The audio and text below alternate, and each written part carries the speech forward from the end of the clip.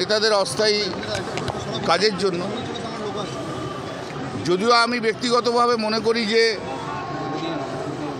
নেতা যারা তারা সেই ইনস্টিটিউশনে অস্থায়ী কর্মী হওয়া উচিত না, এটা আমি ব্যক্তিগতভাবে মনে করি। যদি দিতেই হয় অন্য তৃণমূলের কর্মীরা আছে তাদের দিক না, কিন্তু সেটা কথা নয়। কথা হচ্ছে আজকে যারা বলছে উত্তরপাড়া কলেজে সিপিএমের মানে সেই সময়কার সিপিএমের কারা কারা ছিল দেখো। এক নম্বর হচ্ছে রূপক কর, ঠিক আছে, ও কলেজের স্থায়ী কর্মচারী হয়ে গেল সিপিএমের জামানায়, সিপিএমের নেতা। প্রকাশ পাল, সেও কলেজের স্থায়ী কর্মচারী হয়ে গেল, সিপিএম করতো। তারপর হচ্ছে পৃথ্বীশ ভট্টাচার্য, সিপিএমের বড় নেতা, সেও উত্তরপাড়া কলেজে চাকরি পেয়ে গেল। তারপর হচ্ছে প্রশান্ত পান, সেও সিপিএমের বড় নেতা, সেও ওখানে উত্তরপাড়া কলেজে চাকরি পেয়ে গেল। তারপরে যে কমরেড বাসুদেব সামন্ত,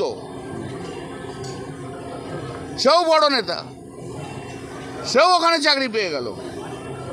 তারপরে যে কমরেড বাসুদেব নস্কর, সিপিএমের বড় নেতা, উত্তরপাড়া কলেজে চাকরি পেয়ে গেল।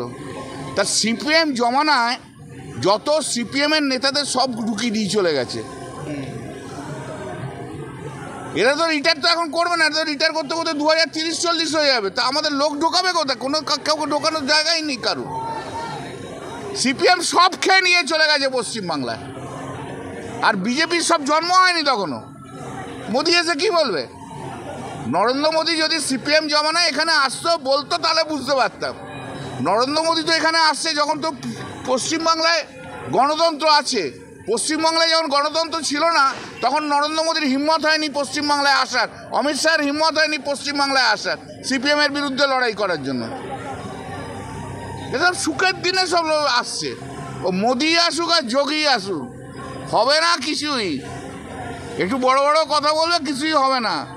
এখানে মমতা ব্যানার্জি ছাড়া কোনো জায়গা নেই।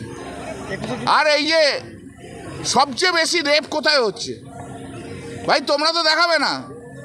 সবচেয়ে বেশি রেপ তো উত্তরপ্রদেশে হচ্ছে, সবচেয়ে বেশি রেপ তো দিল্লিতে হচ্ছে। প্রতিদিন গড়ে দিল্লিতে 4টে করে রেপ হয়। নরেন্দ্র মোদী কী করে? অমিত শাহ কী করে? ডেলি উত্তরপ্রদেশে 3-4টে করে রেপ হচ্ছে, গণধর্ষণ হচ্ছে। উত্তরপ্রদেশে গণধর্ষণ করে, একজন মহিলাকে গণধর্ষণ করে তারা জেলে গেল, 10 দিনের মধ্যে বেল পেয়ে গেল। সে বেল পাওয়া যাওয়ার পর আসছে। আমি শুনছিলাম যে দীপশিতা ধর নাকি বড় বড় কথা বলছে আমার বিরুদ্ধে। তা বলুন ম্যাডাম, কোনো অসুবিধা নেই ম্যাডাম, হেরে গেছেন, জামানত বাজেয়াপ্ত হয়ে গেছে, গায়ে তো জ্বালা আছে, তো এত বড় বড় যে কথা বলছেন ম্যাডাম। কানাইপুরে যে ডিফ অ্যান্ড ডাম মহিলাটা রেপ হলো তখন তো একবারে এলেন না, কই তখন তো এলেন না। আপনার একটা রাগ আছে আমি জানি আমার। আর এটাকে পাপিয়া অধিকারী না কি আছে না, ফিল্মস্টার না কি আছে, সে নাকি আমাকে বলে যে ল্যাম্পপোস্টে বেঁধে মারবে। তা কোনখানে মারবেন আপনি বলুন না? ল্যাম্পপোস্টটা ওই কলকাতা শহরে বসে, বাড়ির ভেতরে বসে এয়ার কন্ডিশনে বড় বড় বিপ্লব দেখানো যায়।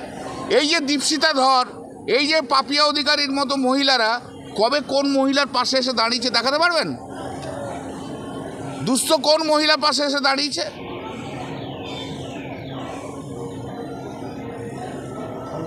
এই জন্যই দীপশিতা ধরে কিছু হলো না। ওর এখন ফ্রাস্ট্রেশন চলছে। সৃজন চক্রবর্তী নিয়ে নিল, ওই কেন্দ্রীয় স্তরের সব ইয়ে হয়ে গেল। এখানে মীনাক্ষী হয়েছে, ওর জায়গায় হচ্ছে না। আর হেরে যাওয়ার পর তো একদম দামই নেই সিপিএমের এখন। ওর খুব রাগ আমার উপর, কী করা যাবে। ও আবার মহুয়ার সঙ্গে আবার একসঙ্গে তালে তাল মেলাচ্ছে। চলুন লড়ে যান দুজনে একসঙ্গে, দেখি আমি। ভারতবর্ষের প্রধানমন্ত্রী, আমাদের যে প্রধানমন্ত্রী আছে, এরকম আনসাকসেসফুল প্রধানমন্ত্রী, ব্যর্থ হোম মিনিস্টার ভারতবর্ষ কখনো দেখেনি। এরা শুধু কথা বলে, কাজ করে না কিছু। অমুক করুগা, তমুক করুগা, স্যাং করুগা, অনুক করুগা এসব বলে, কাজের ভাবে অষ্টদম্বা, কিচ্ছু করতে পারে না, একদম ব্যর্থ, কোনো কাজের নয় এরা। ওদেরকে একটা প্রশ্ন করুন, ও আবার তো 31 জন না কজন মারা গেছে, এই নরেন্দ্র মোদীর পাপে এত মানুষ মারা যাচ্ছে। চলো দেখো ভাই, বিজেপি বিরোধী দলনেতা হবে না এটুকু আমি জানি। শুভেন্দু হারবে বলছেন? বিজেপি শুভেন্দু বিরোধী দলনেতা হবে না, কেউ বিরোধী দলনেতা হবে না। মানে বিরোধী দলের তকমা থাকবে না? না, বিরোধী দল থাক, মানে হ্যাঁ সেইভাবে বিধানসভা অনুযায়ী তাই হচ্ছে। বিরোধী দলনেতা হয় না, বিরোধী দল থাকে, আমরা যেমন বিরোধী দল, কিন্তু আমাদের তো বিরোধী দল নেতা নেই, বিরোধী দল হিসেবে থাকবে, কিন্তু বিরোধী দল নেতা পাবে না, কিছু করার নেই। তাহলে কি আপনি বাম কংগ্রেসের দিকে ইঙ্গিত করবেন? বাম কংগ্রেসও নেই, ওদের কিছু হবেই না। এইসব ধর্ষণকারীদের বংশধররা এখন রয়েছে, কোনো নাতি কোনো নাতনি, বিখ্যাত গণধর্ষণকারীদের সব নাতি নাতনিরা এখন সব পোস্টল করছে। চলি।